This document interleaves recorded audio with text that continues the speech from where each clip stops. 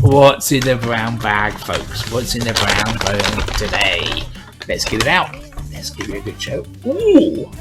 It's Daura, made by Estrella Damm. It is gluten-free, so it actually has no glutens at all.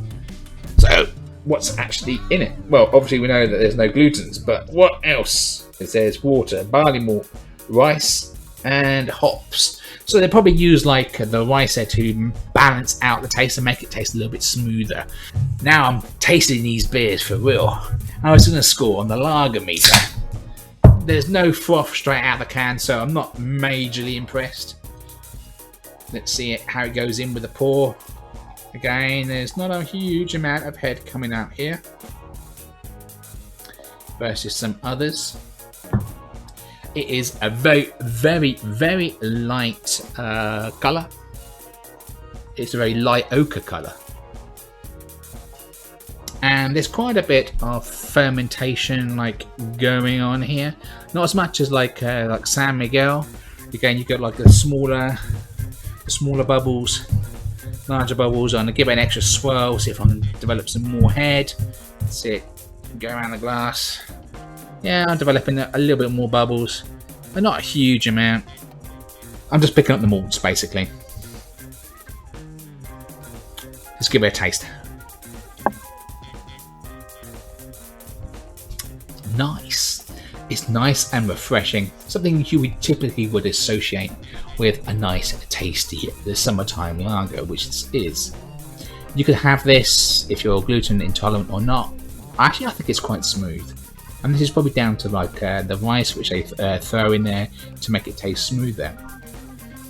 Okay, with the taste profile, it is kind of like it's balanced.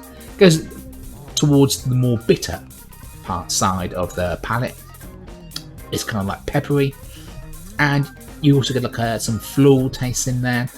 I would go again with lavender. Is one of the things, or violets.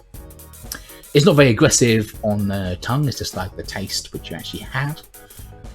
With subsequent gulps and stuff like that, the taste doesn't build up over time, so it doesn't multiply in the mouth.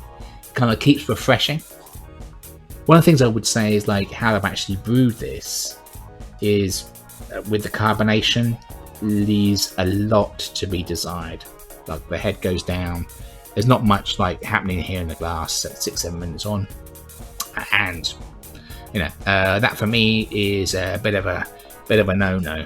So hopefully they can actually try to remedy this. My overall enjoyment of this has actually been quite good. I mean, I can't complain. It's very tasty for a mainstream mass-produced lager. I would say that this is more, to me, a bit more like a pilsner lager. It doesn't actually. I don't believe it actually says so on the can. But if you're looking for something which is pilsnery, I would say this is like a very, very good one for you. Did meet my expectations. Definitely for a summer drink. I wouldn't go wrong with this, and actually, I would probably order this over some other, let's say, more aggressive tasting lagers. I like it because they say it's very subtle. It's got a very, very subtle taste. And also, vegan. This one here is a very, very good beer to actually go with.